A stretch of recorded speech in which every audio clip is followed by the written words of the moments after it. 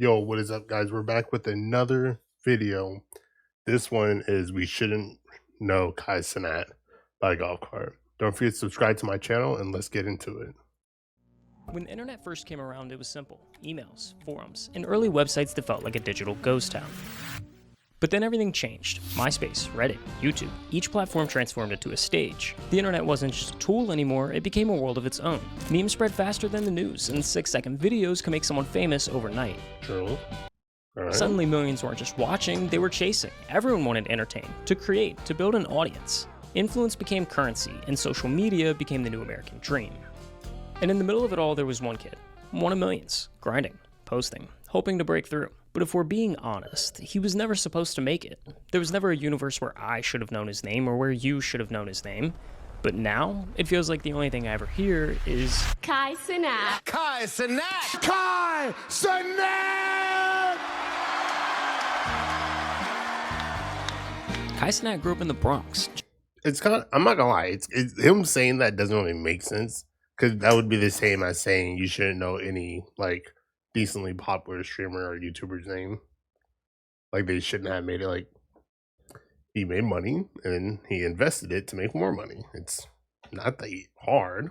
Just a 30-minute train ride from Midtown, but a world away from the skyscrapers and bright lights of Manhattan. It's the birthplace of hip-hop, the home to Yankee Stadium. It's a borough that moves fast, where opportunities aren't just handed out on silver platters. But hey, welcome to the Big Apple. Packed into a small apartment with his 3 siblings and a single mother who worked 4 jobs just to keep food on the table, Kai learned early that nothing came easy. He bounced between schools, and at one point his family ended up in a homeless shelter in Georgia. Now, eventually they found their way back to New York, and every summer Kai would leave the city for a few weeks through a program designed to give underprivileged kids a break from the noise. And that's where he met Kathy, his host parent, who, after nearly a decade of spending summers together, became family. But for a while, Kai felt lost. He wasn't the biggest, not the tallest, not the strongest. He wasn't the kid getting picked first in gym class. In school, that wasn't really his thing either. He was missing something, a purpose, a reason to care. Until he found it. At first, it was just a distraction, an escape from real life. But soon, YouTube became an obsession. Roman Atwood, FouseyTube, FaZe Clan, early 2010s YouTube was a whole new world, a never-ending rabbit hole of entertainment. While other kids were playing sports, Kai was locked in, not just watching these videos, but studying them. Titles, thumbnails, personalities. These weren't just influencers, they were pioneers. They weren't simply building an audience, they were crafting a blueprint for others to follow. And Kai was taking notes. What made a video work? What made people laugh, click, stick around? Eventually, the urge grew too loud to ignore.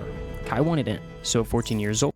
Bro, I can't with the fucking fade end of his eyes. That's so fucking weird. He took his first shot, uploading his first ever video to Facebook. Siri, shut up. And it did exactly what you'd expect. It flopped. Nobody cared. Nobody watched. 34 views? I wouldn't call that a flop. A flop would be like 0 views, bro. But that initial failure, that's exactly what makes Kai so dangerous today. You see, social media is a game with no finish line, just an endless sprint where everyone is chasing relevance. Millions are fighting for blue checks, viral moments, and a spot at the top. But the reality is harsh. Trends don't last, and neither do most creators. The internet moves fast. One day someone is everywhere, on every feed, every algorithm, every trending page. The next, they're just another name in the archives of forgotten influencers. It's not about catching a wave. It's about knowing when to step off before it crashes. But most don't. They ride the high, move to LA, blow the checks, and before they know it, their time is up.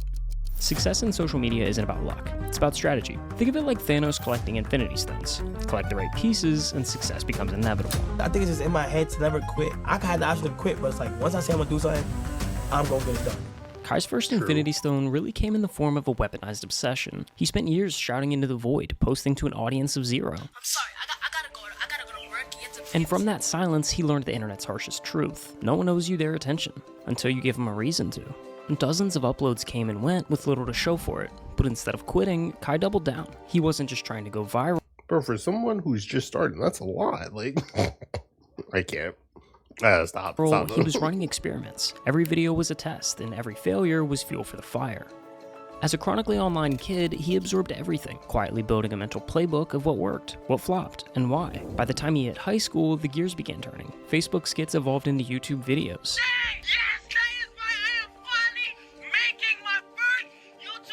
Then came college, and with it, his first big break.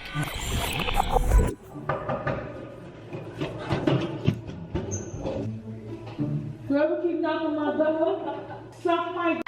A Ding Dong Ditch prank video blew up, catapulting his channel past 30,000 subscribers overnight. But that moment wasn't random. It was the exact scenario Kai had been preparing for. Because now he finally had attention, and attention is leverage.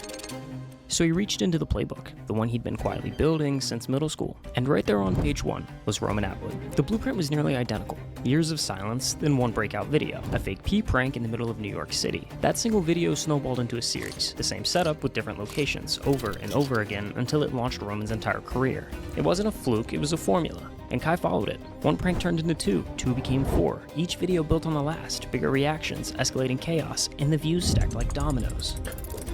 Wait, the comps? I've never seen that one. And the views stacked like dominoes. And just like that, Kai was finally on the board.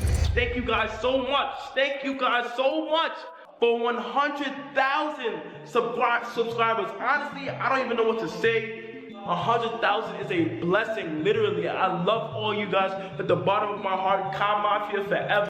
I'm not gonna lie, his voice sounds deeper than it does nowadays. Like, what happened? Maybe it's a mic thing. You feel me? We slowly but surely taking over, you feel me? Thank you so much for 100,000 subscribers. But the success came with a catch, because now Kai was standing at a fork in the road. On one side was everything he never dreamed of, an audience, influence, the chance to build something bigger than himself. On the other was college, a degree, stability, the safe route everyone, teachers, friends, and even family expected him to follow. The responsible choice would have been keeping YouTube as a side hustle. Graduate, play it safe. Dropping out to chase internet fame wasn't just bold, it was delusional. I have to drop college, I have to... You don't have to drop no college. When I go back, I'm gonna tell them that I have to drop out. Kai, you're not dropping no college. I have to drop the college. But come on, when has anyone ever done anything great sitting on the bench? So Kai took the leap, dropped out of college to fully commit to YouTube. He embraced experimentation, pushing new formats and fresh ideas. There was no singular blueprint, no restrictive niche tying him down. His videos kept evolving, but the one constant was Kai himself. And ultimately, that's who the viewers returned for. Not just the pranks, not just the titles, they came back for Kai. What happens in Miami goes stay in Miami. In August of 2020, Kai joined a content group called Any Means Possible, or AMP.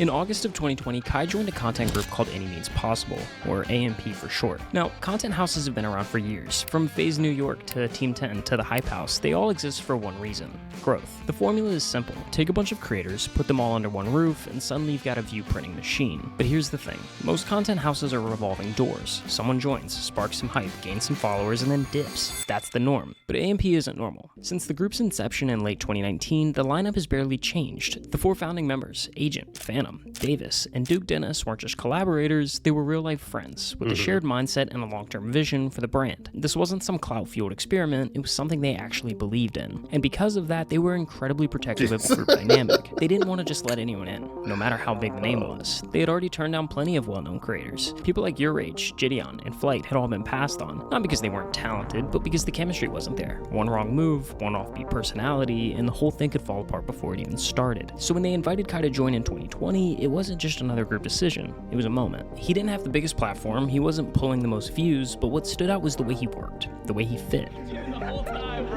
There was something undeniable about his energy, and they recognized it instantly. Joining AMP gave Kai something he hadn't had before: a team, a stage, a spotlight. But there was still one thing missing: streaming. During COVID, a new generation of creators redefined what streaming could be. What started as a gaming-centric world began morphing into something bigger. Suddenly, the internet's biggest stars weren't vloggers or YouTubers, they were streamers. And Kai, he was riding that wave before most people even saw it coming. I will now be streaming on Twitch! His very first Twitch stream was an immediate hit. Over 1,000 people tuned in live. For a debut stream, that's unheard of. If you're not familiar with how streaming works, that number isn't just good, it's absurd. From reaction content to gameplay, it was instantly clear. Streaming unlocked something in Kai that no other platform had. He wasn't just entertaining, he was electric. And the internet noticed. By July 2021, the entire AMP crew had moved in together. Their streams exploded. By the end of that same month, Kai was averaging over 17,000 live viewers per stream. But that was 17? Wait, what? was just by the end of that same month, Kai was averaging over 17,000 live viewers I didn't per know stream. that part. But that Damn. was just the beginning. It's gonna From there, he pushed the envelope. The ideas got bigger, louder, and more unhinged. One day, he was hosting a Riz Academy. The next, he turned the AMP house into a petting zoo. Yo, Jesus Christ. He 1v1'd a WNBA player, opened a daycare, and even rolled out collabs with some of the biggest names on the internet. Kai wasn't just going viral, he was becoming culture. He hit 1 million subscribers on YouTube, and a few months later, 1 million followers on Twitch. And then Kai did something different. He flipped the promo circuit on its head. Traditionally, artists do press runs, sit-down interviews, promo tours. Kai flipped that. No scripts, no publicists, just a chaotic, hilarious live stream and a guaranteed viral clip. Oh my God. I can't with this nigga, bro. Like, come on, man.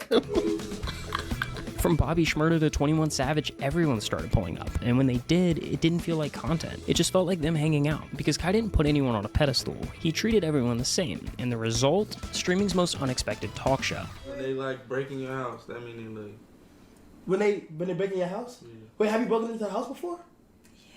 What was your thoughts on that when that happened? I thought... Yep. Hey, watch what you say. It's crazy! Millions of views, countless internet-breaking moments, and a Streamer of the Year award later, Cenat had claimed the throne of streaming. But what he did next put the entire internet on notice.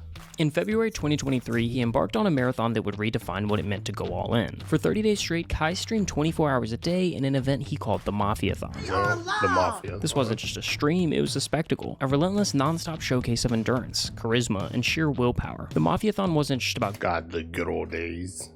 Jesus Christ. Gaming or reacting, it was a cultural moment. Traditional celebrities and top influencers flocked to his stream, turning it into a collision of internet culture and mainstream fame. From viral challenges to late night chaos, every hour brought something new. Bro, that shit was hilarious. Something unpredictable. And then just days before the final stream, Kai did the impossible. A new all-time record on Twitch, 306,000 active subscribers and counting. It cemented his name in the Internet Hall of Fame and fueled a trajectory that was only going one way: up. But there's a pattern we've seen time and time again in the world of social media. The unstoppable force, hurtling towards greatness, collides with the immovable object, reality. For creators chasing the throne, the stakes only get higher, the risks more extreme, and sometimes the fall is inevitable. We begin with that tense scene here in New York City. This isn't even the fall, though.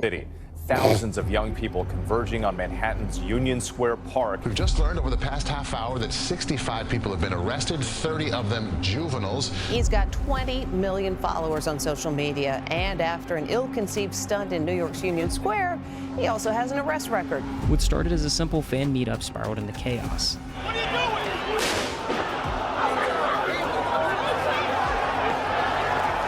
doing? Refuse to leave. You will be arrested for unlawful assembly. Thousands flooded the park, crowds surged, people got hurt, arrests were made. And just like that, a feel-good moment turned into a national headline. Just got an update from the NYPD, and here's what we know tonight. According to police, Kai Cenat will be charged with multiple counts. The influencer is charged. He's going to be charged with at least 2 counts of inciting a riot, unlawful assembly, and a few other charges. 2 counts of 2 things. For the first time, we saw Kai Cenat do it different. If I'm not wrong, I'm pretty sure none of those charges stuck either. Lens.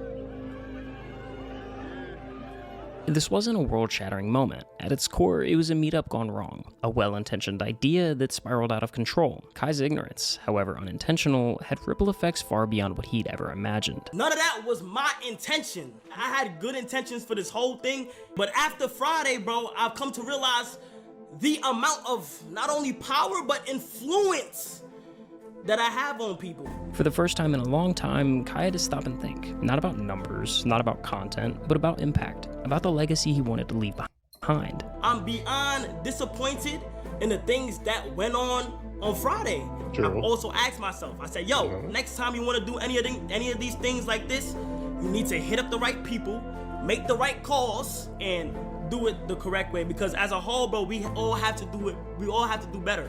This wasn't the end of his story. It was a recalibration, a chance to realign his goals, to refocus on what truly matters. That meant more than just breaking records. It meant building something that lasted.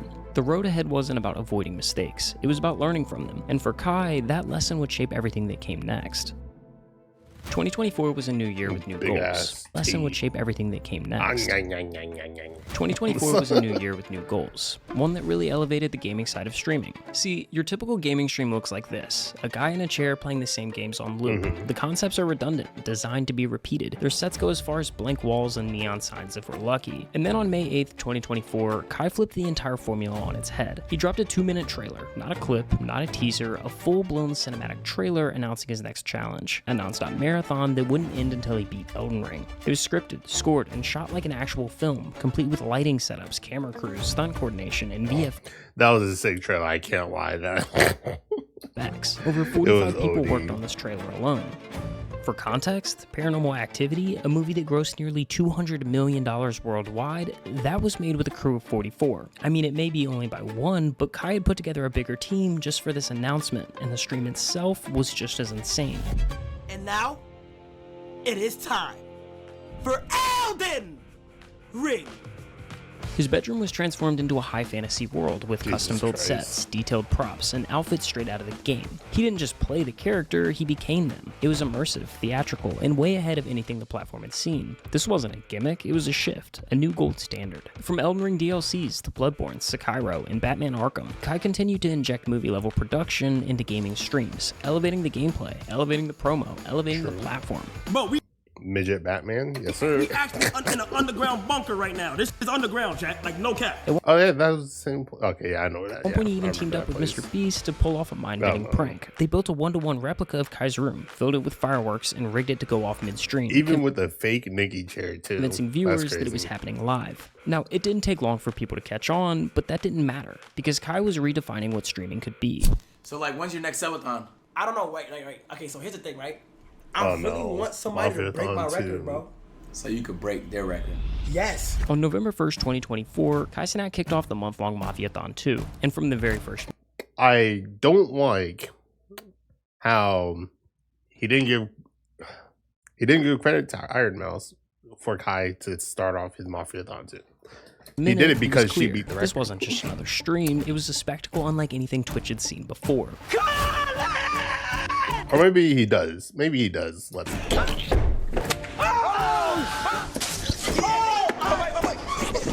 This is Snoop Dogg, chat. Look how he rolled with me. You gotta. I can't hear you, Kai. I can't hear you.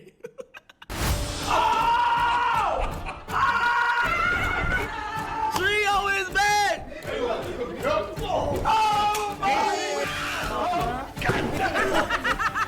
What's up?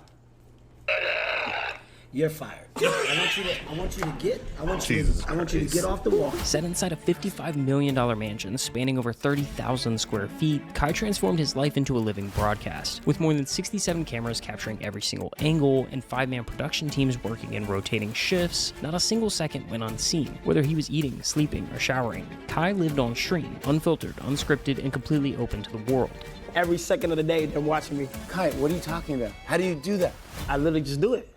But what truly set Mafiathon 2 apart was the scale. It wasn't just a live stream, it was a cultural event. Every day brought a new wave of anticipation as fans tuned in to see who would step into Kai's world next. Miranda Cosgrove, Snoop Dogg, Kevin Hart, Lil Dicky, SZA, Bill Nye, and Nardwuar. The guest list read like a fever dream, and it only kept growing.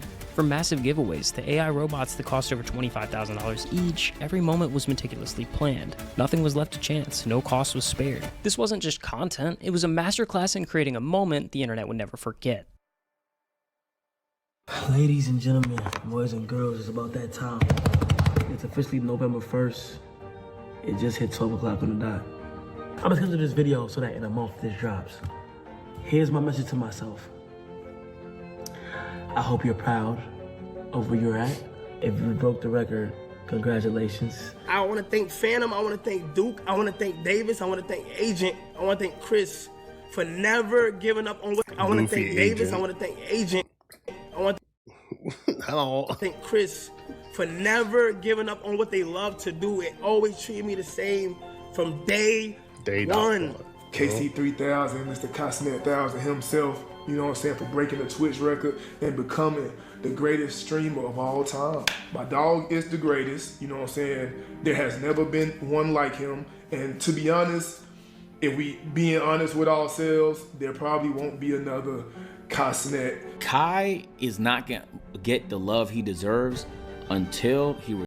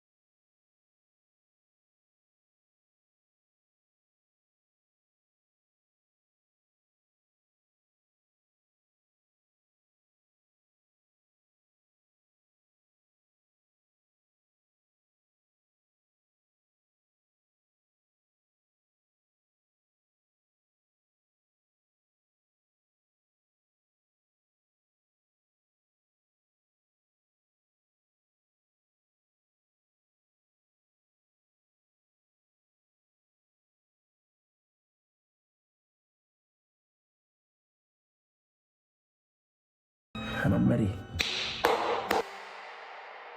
Appreciate it. Yep, subscribe. That was a good ass video. Glad he gave some praise and everything. Don't forget to like this video. I'll leave it down below in the description. And don't forget to subscribe to my YouTube channel. Catch you guys next time. Peace.